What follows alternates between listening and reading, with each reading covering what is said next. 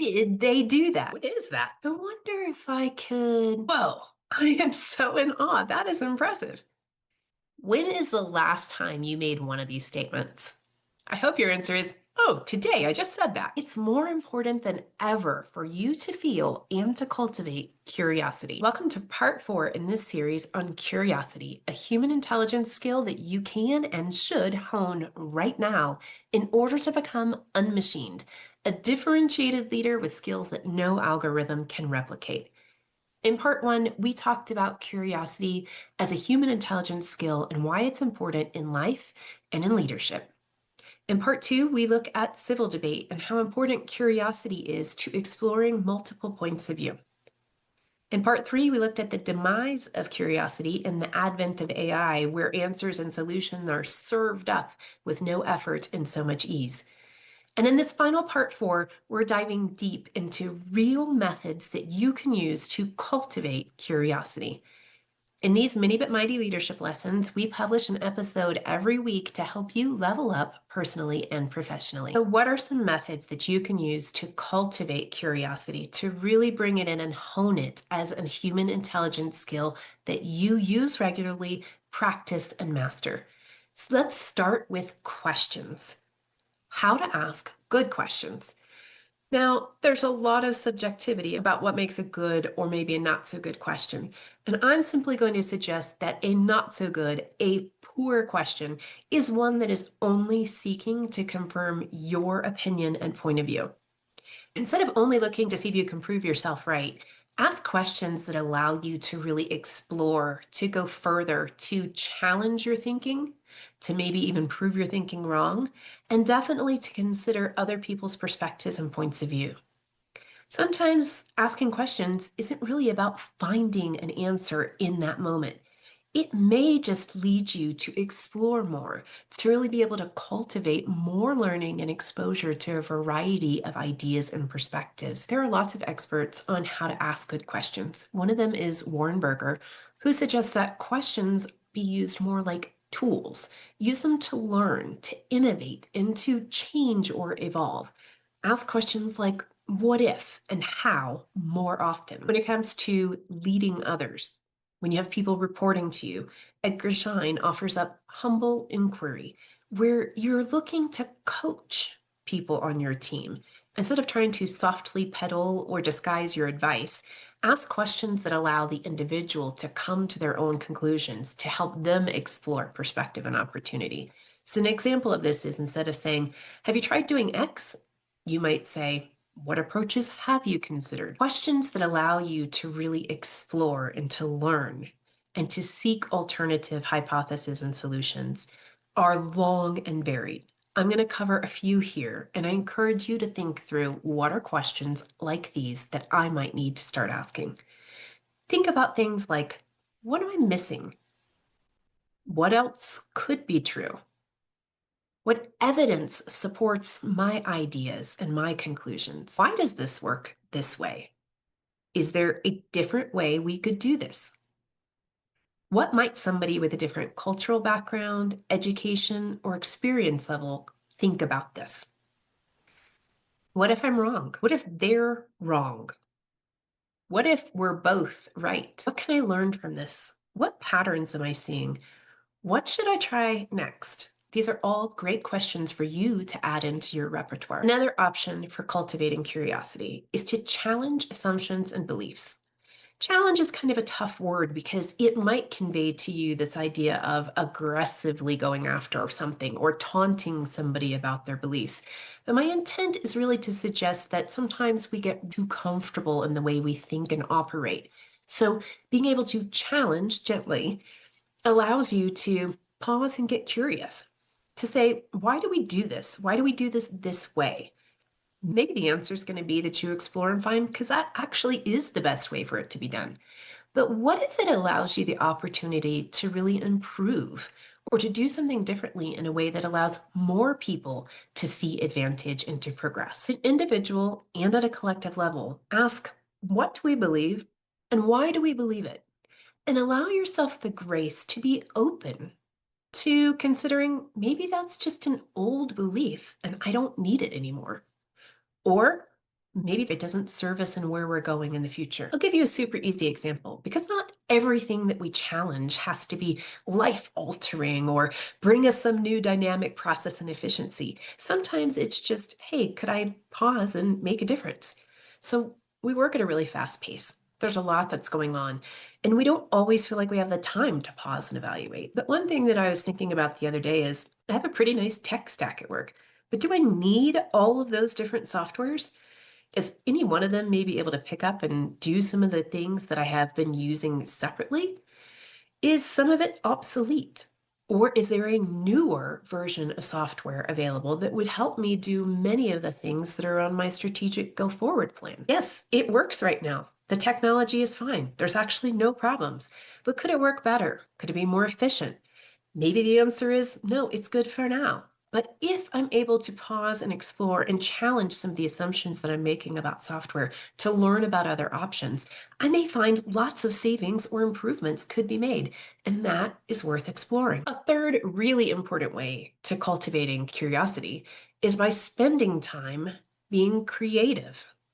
In the last episode, we talked briefly about how hobbies or things that you're passionate about really tend to help you explore more. When you invest your energy in something, you tend to ask more questions to really dive deep into understanding how that works and to surrounding yourself with people who are interested in similar things. They teach you and you teach them. What I often find is that as we progress through life and we get busier and busier, we tend to drop some of our hobbies. Life gets in the way. We can't afford things anymore, or we physically can't do them anymore. And I encourage you to change that. If you don't have one, go get a hobby. If you've let your hobby slide, make time for it. Practice it. Have fun with it. Spend time doing it, teaching other people or talking about it with other people and learning from other people. It expands your mind and your perspective. It gives you downtime. When your brain is always on, it's really hard to come up with new ideas and create. But when you allow yourself time to get creative, to relax, to step back from the work that you've got, you'll find that it really refreshes and energizes your work when you return to it. I'm always surprised at the questions that come up in my mind, at the novel ideas that are presented. If instead of sitting heads down at the desk for hours on end, working, I will allow myself to get up and take a step away and spend a little time doing some creative whimsy journaling, working on my arts and crafts. When I come back to work after spending time in nature or being creative, I am always amazed at how much energy and momentum has been created. And that's also true when we learn something new. When we take a beginner's mindset and apply it to something we're already doing, we ask questions as if we didn't know a lot about this topic. It helps us uncover all sorts of avenues that we can explore to enhance, to improve, and to excel. For example, have you ever heard a tip or seen somebody do something and you think, oh my gosh, I had no idea that you could do it that way? I spent way too many years trying to cut a perfect circle out of parchment paper so I could place it in the bottom of my round baking pans. Until one day I stumbled across a video where somebody took their parchment paper, rolled it up into a triangle, put it on the bottom of the pan, cut off the excess, and had a magically perfect round circle. That's innovation. That's looking at things from new perspective. And when you take that beginner's mindset or you deliberately set out to learn something new, it helps you become more curious and creative. There's a book you might want to check out called In Defense of Dabbling by Karen Waldron, where she really explores this beginner's mindset and trying new things just to see how you go at it. Sometimes you're going to be like, this isn't for me. And other times it could be life-changing because we are allowing wonder and fascination. I tend to find fascination in nature. I am constantly in awe and wondering about things I see out in the forest or in the night sky. When you look further than just the surface of things, you begin to see how nuanced they are, how complex they are, how many things rely on other parts of the ecosystem. Like when I'm walking through the forest, at first glance, it looks like the forest floor is just greens and browns.